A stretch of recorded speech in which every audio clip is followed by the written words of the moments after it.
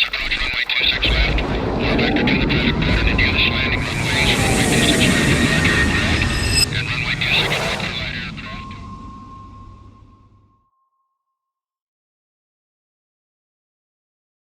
Morning, cuz. How you, pal?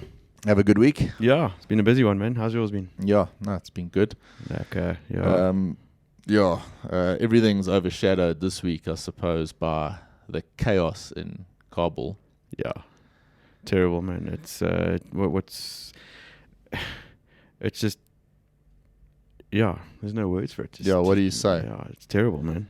Yeah, it's the developments there and just watching it unfold. Thoughts go out to everyone that's there. Obviously, just what I picked up, I think Duncan Gillespie posted it on Fly Africa. Information sparse. It appears Salenta managed to get 2 of their aircraft and all of their crews out. And they were, I believe, negotiating with crew to go and collect one of the aircraft that's left there. Yeah. But I don't think that's going to happen right now. NAC crews are still there, I believe. Yep. And and then of course a hell of a lot of other South Africans there as well, not involved in aviation, who I suppose it's even worse for, because they're the ones that, at least the guys in aviation, they linked to some sort of way back, a flight back. So terrible scenes out of Kabul, really. Those ones of them holding on to the landing gear, taxing down the apron there was horrendous, man. You know, it's frightening. How desperate do you have to be to want to try and stop I don't know, how many tons is that C-17 weigh? And you know, you're trying to get in the way of it to stop it, just to get out. Man, I just cannot. It's the kind of thing you'd only see in a movie. Well, we're discussing it now while we're having a coffee before the show. We always tend to have this sort of mindset that things will get better, or things are so bad right now, they have to improve. Well, you look at scenes like that and it certainly puts your life into perspective, doesn't it? Totally, man. It really makes you appreciate what you actually have. Yeah. And, like we said before, you very quickly realize that there are people with worse problems out there. Yeah, maybe we all need to do that a bit more. Yeah, man. Yeah, well, let's jump into the news here. South African Airways, possible start early in September. The 2 Airbus 320s arrived from Abu Dhabi the other day, and that's to muscle back the market share from Fly Safair and Airlink. Yeah, images doing rounds yesterday of one of the A340-600s doing a test flight around Joburg. Oh, really? Yeah, someone put on, I think it was Facebook, a picture of Flight Radar 24, and they said they couldn't believe their eyes. They saw this 340 flying overhead, and obviously a lot of questions as to where that was going. On Flight Radar, it says Joburg 2 not available, so we can only assume that it was a post-maintenance test flight. Yeah, that makes sense. So they're going to use that 340? I don't know. There's no communication on what the plan is, on where they're going. And maybe they're just checking the alpha floor mechanism. Yeah, I suppose that's the cargo, their cargo aircraft that they're going to use. Possibly. That's what they were talking about, maybe. Anyway. Yeah. Fly Safair, they've launched sale of flight tickets for other airlines on their website. Yeah. Semi and Fastjet on there. That's a clever tactic. I mean, so. You're not working against the competition. You're working with everyone. We've spoken about how many times on the podcast. It's collaboration we're in a time of collaboration, but it just makes sense from a convenience point of view. If you're booking a ticket to where? Bloem, they don't fly to Bloem, do they? Yeah, they do now. Do they? Yeah. Oh, they do, yeah. Of course they do. All right, but you can basically, you can buy on one website, you can buy your ticket to wherever you want to go. Makes it a bit easier. If you've got a Fly Safair query, then you deal with them. If it's on one of the other partner airlines, then you deal with Tripco. Yeah. They run that accommodation setup. That Lekker Slaap, yeah. So wonder how that's going. Yeah. obviously it's not. I mean, it's not nothing in that market's booming right now. But it'll be interesting to see if people are actually using it. I'm sure they are. I mean, look, you can book a range of accommodation, right? Obviously from hotels, holiday flats, campsites, all that kind of stuff. Is it, eh? The whole whack. Yep. Emirates and Airlink have signed a codeshare agreement, expanding their partnership. That's great news. That means, you know what it does mean. I wonder if the air crew on Airlink will now get the option to crew travel on Emirates. Maybe. So it means that Airlink pilots and cabin crew have better staff travel arrangements than SAA. Isn't that cool? Yeah. Yeah. Well, good for them. I think they deserve it, Definitely, they do deserve it. If you consider the fact that it might be an additional perk to having had to put up with lower salaries. I mean, let's face it, crew travel is one of your it's one of the biggest things, perks of being an airline pilot. It's not in the picture right now because no one is traveling, but it will be.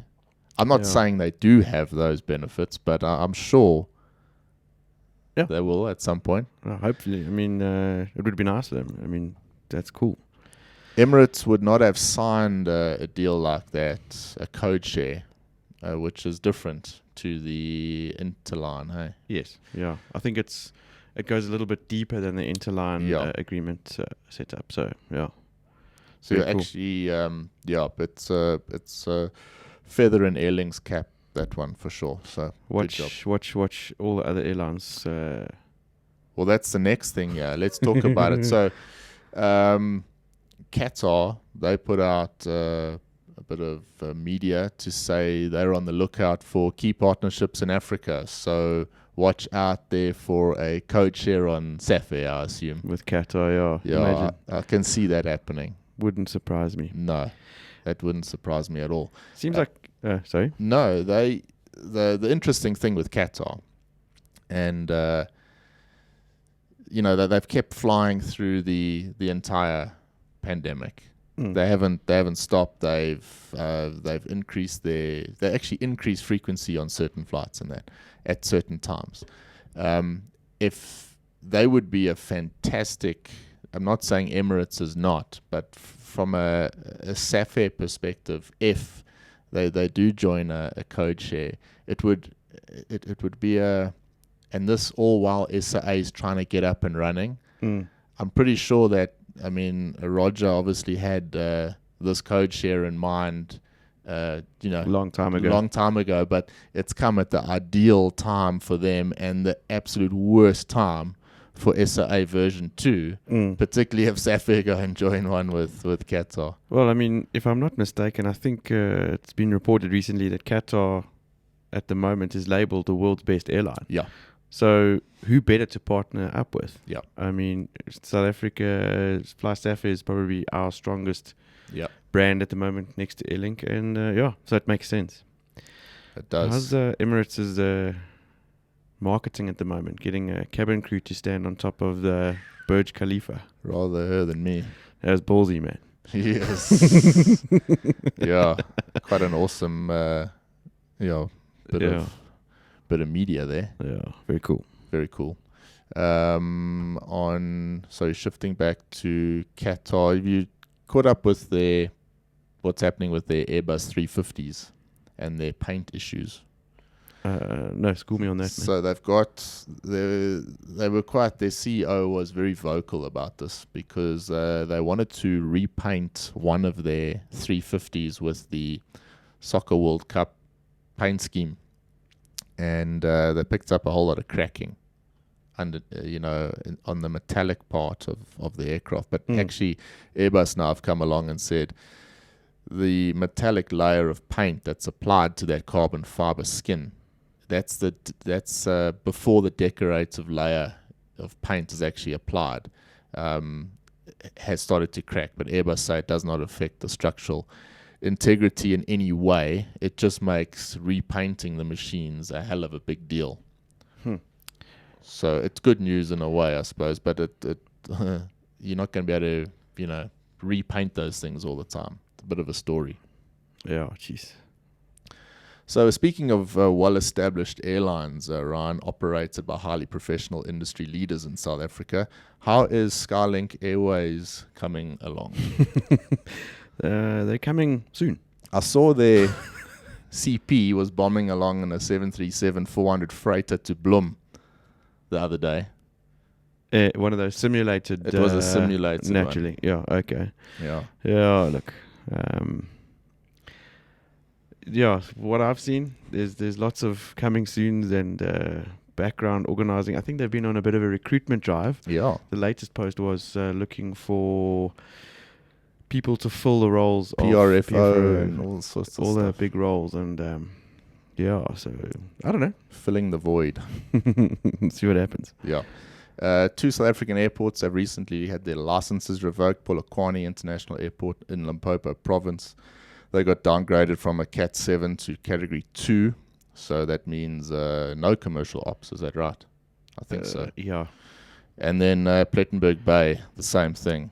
Plettenberg Bay municipality are blaming everyone but themselves for their incompetency, what it seems. I think Seme were trying to help them because... Yeah, well, I mean, it's obviously in Seme's best interests. I mean, it's quite a lucrative route, that I'm sure. And they the only guys that serve it. So, I mean, they lose out. Trust the government entity to kick that up in their faces. Just to clarify, though, Category 2 and all that is to do with the firefighting services available. So if they don't meet the correct firefighting requirements, it means that your commercial airplanes cannot fly in there. Because if something were to happen, they wouldn't have the equipment or experience or expertise available to fight that emergency. So that's the reason. Not the best. Yeah. Yeah. Qantas pushes South African return to December 2021. But that obviously subject to further changes coming. Lots of stress and worry for Australians and New Zealanders right now. They were so isolated at the beginning, but one hopes. I think let's see what happens. They've seen what the rest of the world has done, but this continues. Qantas pushing, delaying. It's just. Yeah. The losses on that side are massive. As opposed to the other side of the world, where in Canada, we're seeing in the month of July 97% passenger recovery at Ontario International Airport. Fantastic news. Yeah, so it just goes to show that... Who gave you that information? Al Macaulay. Some of it from Al and... Simple Flying, to be honest. Some good gen on there. So Al's definitely our Canadian source of info at the moment, though. Yeah. Thanks, Al. The Bryan Air podcast correspondent from Montreal. That's it. It helps, actually. It does. Keeping an eye on our 737 MAX news. It's obviously quite interesting. Alaska have ordered 12 of them, MAX 9s. And India will be, I think they have actually just cleared the MAX to fly again, or it was coming within the next few days. So the MAX is doing really well. Linked to that, of course, the Airbus 321 LR, the big competitor, JetBlue, they did their transatlantic flight. Quite interested to see that there's 138 seats on that aircraft. It's not exactly a lot. No. 114 economy and then 24 first class. So that means they've ditched the business class altogether. They've got that lie flat, I think they call it mint first class or something. Be interesting to watch. But that's only if there are no restrictions on transatlantic flights. Yeah. So China, the big three. Last week we reported there was a big decrease in early August with passenger travel. But the big three there, that's China Eastern, China Southern, and Air China, they're continuing with their growth. It's just inevitable. It's like a tsunami there, man. That they're just plowing through, and that's even compared to last year. So they're gonna just continue growing. It seems. We've mentioned the Max in India. India, the same goes. They're too powerful to stay down for long. They continuing their traffic surge towards the end of July. It picked up nicely there in India. So let's hope that continues. Such a massive market that we're certainly very keen on. And while we're talking about India, Ryan, I want to shout out to all the Indians that listen to us. Last week, we had more views from people in India than we did around the rest of the world. It's amazing, hey? Yeah. It really is. It really is. So thanks to everyone in India for tuning in to the show. It means a lot. Yeah, no, it does. On Indian aviation news, I see SpiceJet are seeing the value in the cargo sector. They're starting up a division called Spice Express, I think. What are they using? Do you know? I'll be honest with you. No. That was a headline. Yeah. I just saw that briefly this morning. I thought I still remembered. I had to go and read deeper into that, but I didn't get a chance. Another place where we get a lot of support is out of Hong Kong. So shout out to everyone in Hong Kong as well. Get really good downloads there. And it's good to see that the news coming out of Hong Kong has started to improve somewhat. Cathay, they're expecting a bit of a traffic surge. That's mainly to the US and UK. And mainly they reckon because of students. The student travel there is quite a big thing. So they're expecting a bit of a surge. Cargo capacity increased by 12% every month. So they obviously seeing the benefit in cargo travel. Cargo flights, I should say. And in summary, the Cathay Group reported an operating loss of 5.4 billion Hong Kong dollars. However, it could have been a lot worse. So they're still narrowing that gap. And as long as they're expecting a demand boost. Look, Cathay's not going anywhere. They've just had to lean things out. They're such a massive airline, and they're such an important airline to so many South Africans. So strongs to Cathay. Yeah. Hoping for the best, guys. Yeah. Emirates scaling up their operations. They're adding 270 flights to their network after easing their entry rules. That's also good news. Anyone that you know being called back? No one that I know personally. But the rumors are out there that they have been contacting the guys that were let go and giving them the option to reapply. I've seen job postings on LinkedIn. Yeah. Are those legit? I don't know. I mean, how can... If the one was for a direct entry captain. Tiny bit dodge. Yeah, no, I think I'll be honest with you, the job listings on some of those LinkedIn ads really give them a miss. Unless you hear from Emirates directly. You know, if you're looking for real information, I'm pretty sure Emirates will be putting it out there on their website. So have they still got your CV? No. I'm sure it's still on record there. Maybe. It was sent there a couple of times, but I don't know. I'm not sure if I ever will get the call. No. No, I doubt you will. Joking. Yeah. On the financial front, Embraer, they have picked up an $88 million profit.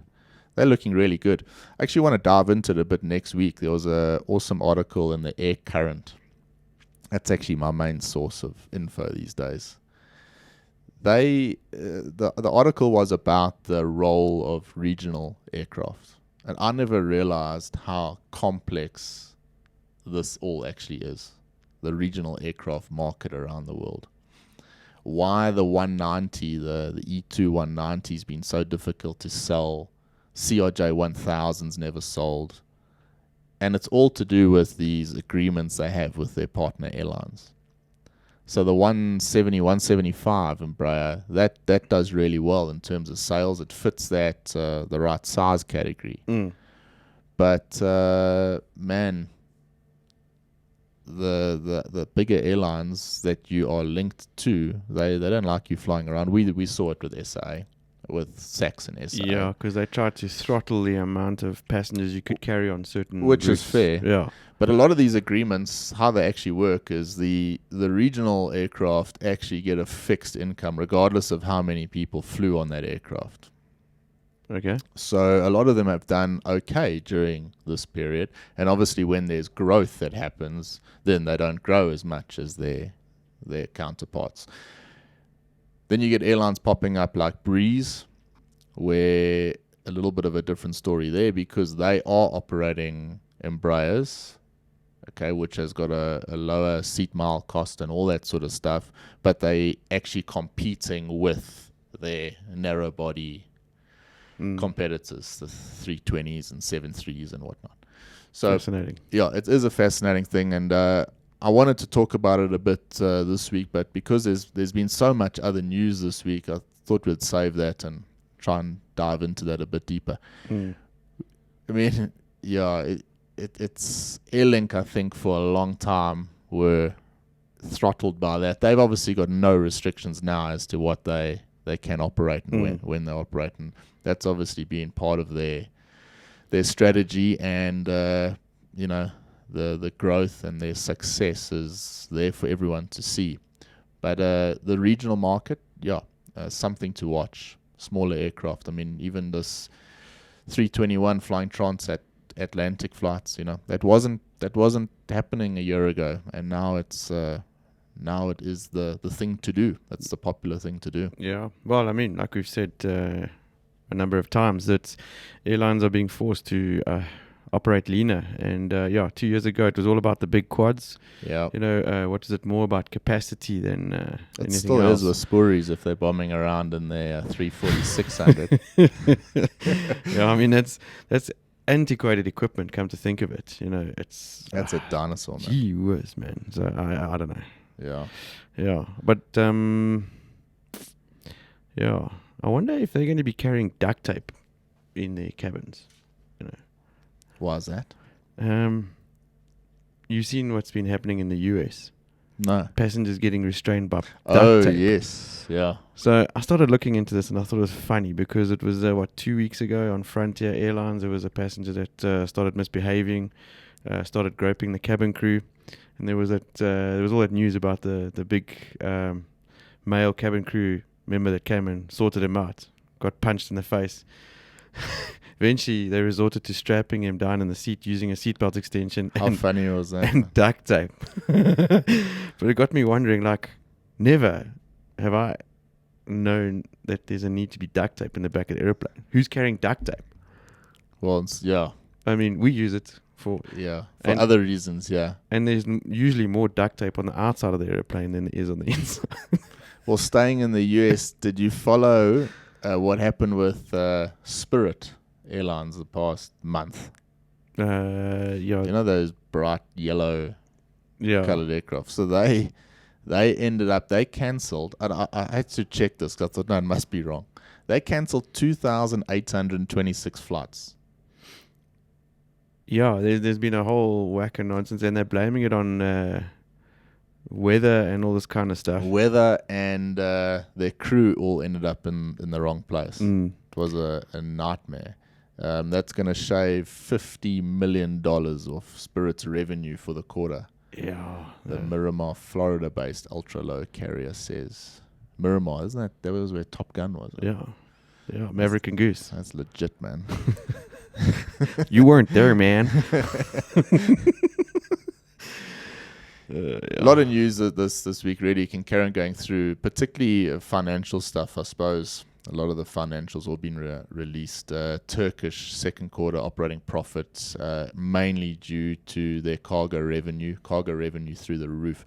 Turkish did the last flight into Kabul the other day. How they got in and out there was quite extraordinary.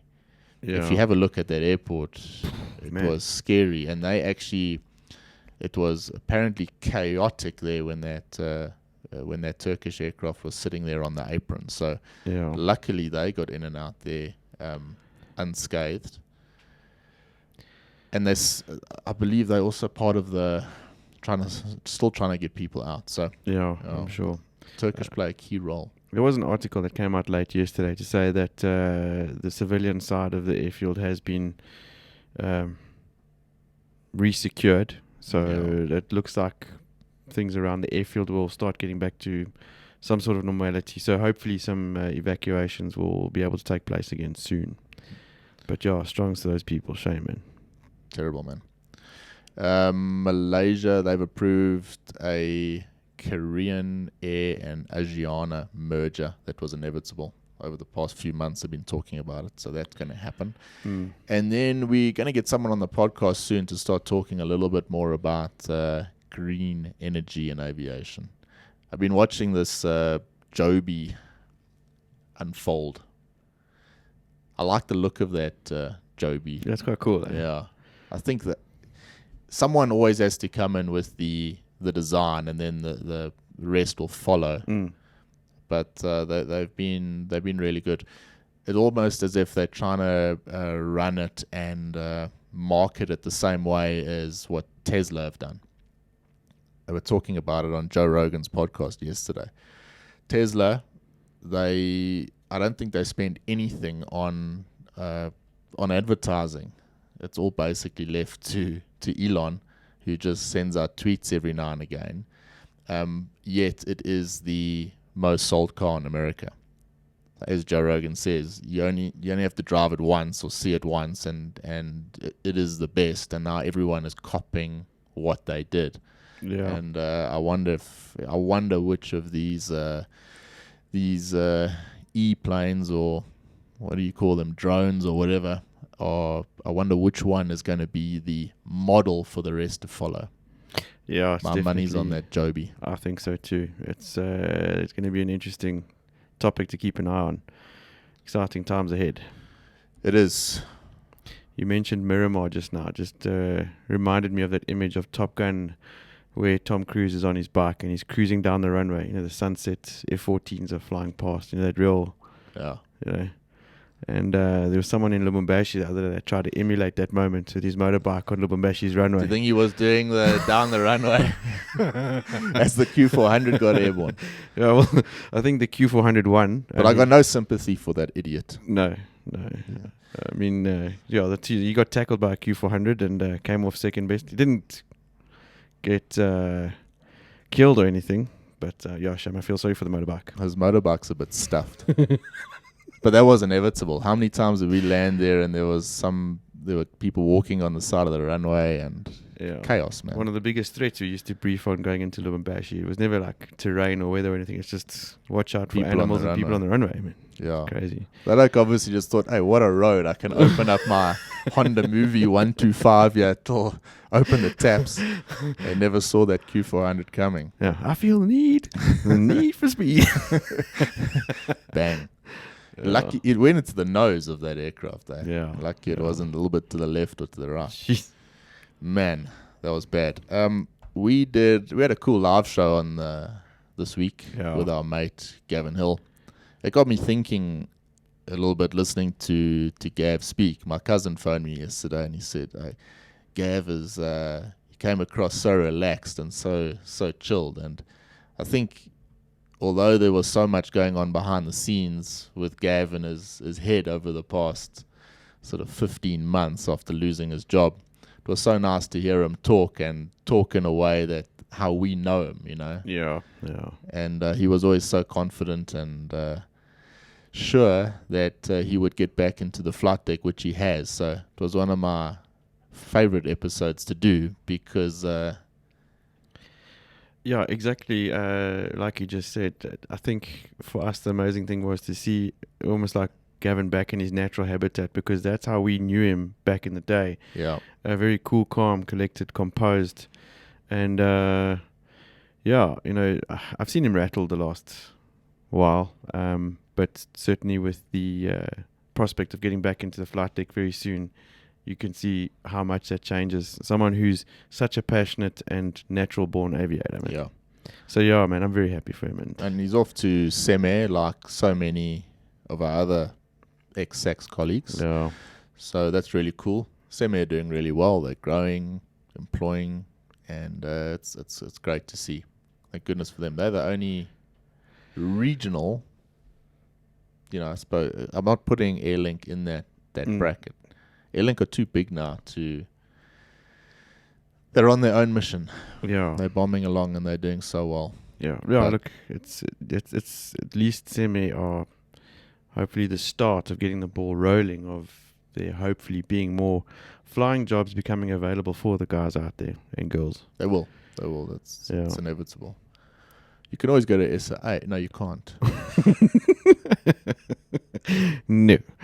Not going to happen. Yeah. Are you ready for my tip for the week? It's a bit of a long one, so I want to get into it now. Even if I said I wasn't ready, guys, I'm pretty sure you were going to give it to me anyway. I was going to do it. I've been giving it a bit of thought as to, try and limit it between talking about things that are tech things and productivity things and things that are just sort of cool. So we did the Apple Watch and the couple episodes ago, Coppit Casual last week. But this one, a bit of a productivity one that I actually figured out for myself. This one so this is like your own invention. It's like legit my invention. So I've tried it out for a good couple of months, and I thought maybe I should share it.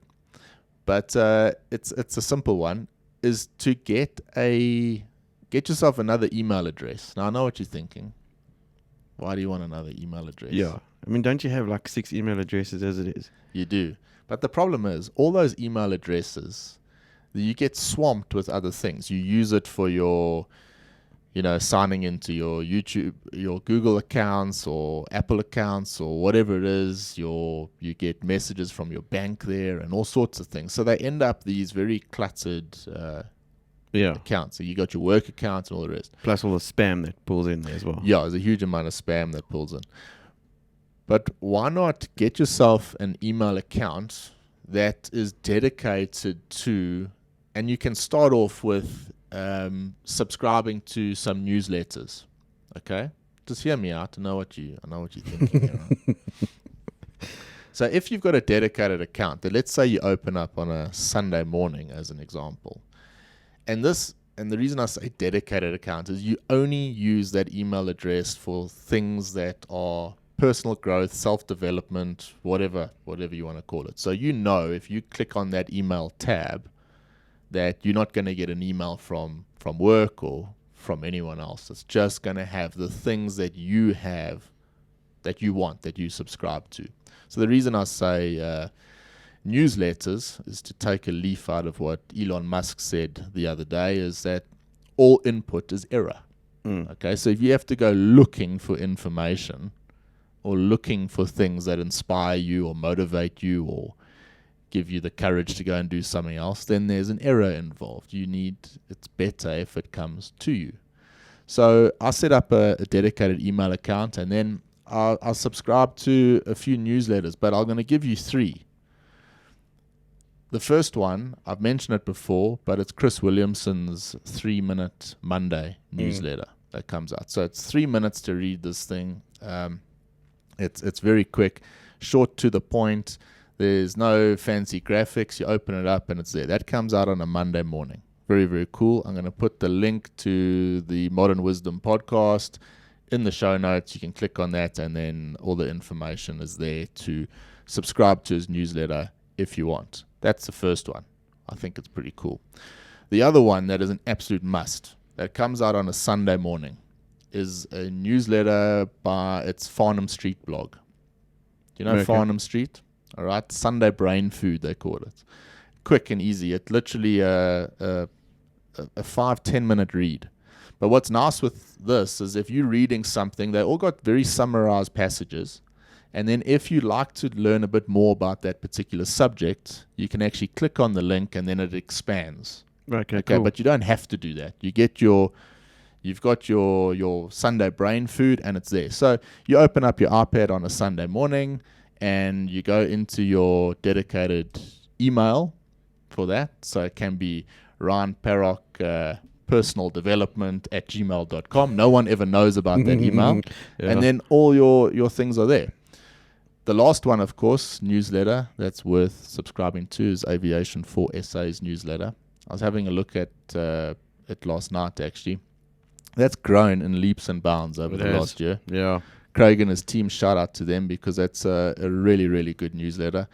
It's full of vital info in there. From an aviation perspective, man, you have to be subscribed to that mail. It's got legislative changes, proposed amendments, got a full wrap of information for the whole industry. There are links to companies and businesses that are run by aviators. So if there's some sort of service that you need and you want to support a fellow aviator, then you can find it there. Yeah. It's very, very cool. My cousin's got Jared LaRue, he's got his web design business in there, and just a small little advert. We're in there as well, which reminds me I need to update a few things in there with links, so you can just click the link and then it'll open up our page or whatever. So a very, very cool newsletter. So I'm going to get that now to come to my dedicated address as well. That's awesome, man. Yeah, it's cool. There's job opportunities, magazine publications, e-publications, whatever, you name it. You got to do it. It's a really worthy tip, that, because when I come to think of it, and if I look at I've got, I think, 4 or 5 different email addresses, and I just get bombarded with all sorts of crap. Because you use them for random things. Yeah. So, but you end up spending so many times when you open up your email trying to like sift through the rubbish that's on there, that looking for the more important, relevant emails, that I suppose you actually miss out on some of the articles that come through, because it like just gets you just laugh it off. Spam, yeah. So that's a cool tip. I think I'll give it a try. Yeah, so what you can do is you can try something out. If you don't like it, then you must unsubscribe. Don't just leave it. Yeah. Because then it's going to it's going to be counterproductive. So if you're not enjoying it, you don't want Chris Williamson's newsletter on a Monday, then unsubscribe and you won't get it. Yeah. But you must make sure that you've got a dedicated place where you can receive this stuff. I think it's important. There's so much good content out there. Some of these guys, this Farnam Street blog has been around for a long time. They put out quality stuff, really high quality stuff. And I can tell you for absolute sure that if you read that sort of stuff and you maybe stay off your Instagram or CNN on a Sunday morning, use your Fear 24. I hate that fucking thing. You've got an advantage. You will have an advantage if you're reading that sort of stuff. It's brilliant. It really, really is good. Check that out. So I'm on a bit of a push here to promote people today. While we're on that, I'd like to give a shout out to John Howell and his team as well. He asked us last week to have a quick squiz at his latest series of podcasts that they're releasing. Yeah. Peter Davies is involved, and he's a great guy, Peter Davies. Yeah, full of good knowledge. Yeah. He's obviously been a CEO of many different airlines, got quite a bit of experience in the industry. He was at SAA for a while. Yeah. So this latest one that's called The CEO and the Fighter Pilot, I listened to it this morning on the way in, and it's quite cool. It's they've got a lot. They dive into the whole sort of leadership aspects and transferable skills, I would suppose, that one could take from being a fighter pilot. Yep. And compare it to what's needed in the flummy into the business world and that kind of stuff. And there was a few cool things that I liked. Something along the lines of, a lot of good CEOs aren't necessarily all carrying MBAs. Yeah. Peter Davies himself admits that he doesn't hold an MBA. And it just kind of like... Master of bugger all. Exactly. It's like a BSc. Yeah. Well, my one neighbor calls ATP. it... No, ATP is worth saying. But my neighbor, he's a butcher, and he says to me, "But I got no qualifications. What I'm going to do, I'll lose my job." He says, "Because I got a BSc, it means qualified behind shop counter." But anyway, I just thought it's cool because it makes you realize that, a lot of guys that have lost their flying jobs that are too scared to go and start something out there and want a qualification. I suppose it's not really necessary. Just go and do what you're passionate about and get somewhere. But that's what the pandemic has done. Yeah, it's given everyone the permission to go and do whatever the hell you want to do. Yeah, it was very cool. So I like that. Good job, John. And To our listeners, John's a legend supporter of ours. Yeah. He's always he's He's a hustler as well. He's an operator. He's pushing hard, man. He's made some big announcements. I don't want to actually give out those announcements here yet because I'm not sure if but yeah, some big announcements coming on their side. A last someone else to support. Can I do it? Do I have permission? I'm not stopping you. You wouldn't let me anyways. No. Last one, Roxanne Scott Williams with Dragonfly Skyware. I really like this business that she's got. It's a proper online business. It's not a fly-by-night deal. Started this a long time ago. And she's got quality pilot uniforms for men and women. And pre-orders are open now. Check out her Instagram. She's got a dragonflyskyware.com. Link will be in the show notes. And yeah, support an aviator doing something cool. Really is nice. Well done, Roxanne, on pushing out a side hustle, and we hope to see that this really grows. It is going to grow. You can see she's not going to give up on this. It's really a nice site as well. Awesome. Very, very cool. And from our side, thank you everyone for supporting. And we'll be back on Tuesday for the live show, 7 p.m. Tune in for that, Facebook and YouTube. And then, of course, here again for the usual studio-based show. How are you enjoying it now? Man, I'm loving it, Came back from our break, I think, which was well deserved. And I think, just since then I think we needed that break to realize how much we missed it, and I'm having good fun, man. I really am. That break was critical. Yeah. I needed the time just to, unagi and yeah. Yeah. So no, good fun, man. Yeah, no, it's been cool. We still want to do a few more things, and we're thinking of making the studio-based show maybe a little bit more cinematic. So there might be one or two little differences on the YouTube video as there are on the recorded audio. So if you want to check that out, then have a look at the video version as well. Don't forget to subscribe. I never know when the thing is. Somewhere down there. Somewhere there. Yeah. Well, we got to go off now. We doing some lecturing today, which is cool. Hope you all have a lovely weekend ahead. Stay safe. Have a beer on us, and we'll see you next week. Yeah. Thanks for listening. Cheers, pal. Have a good one. Cheers, guys. Bye.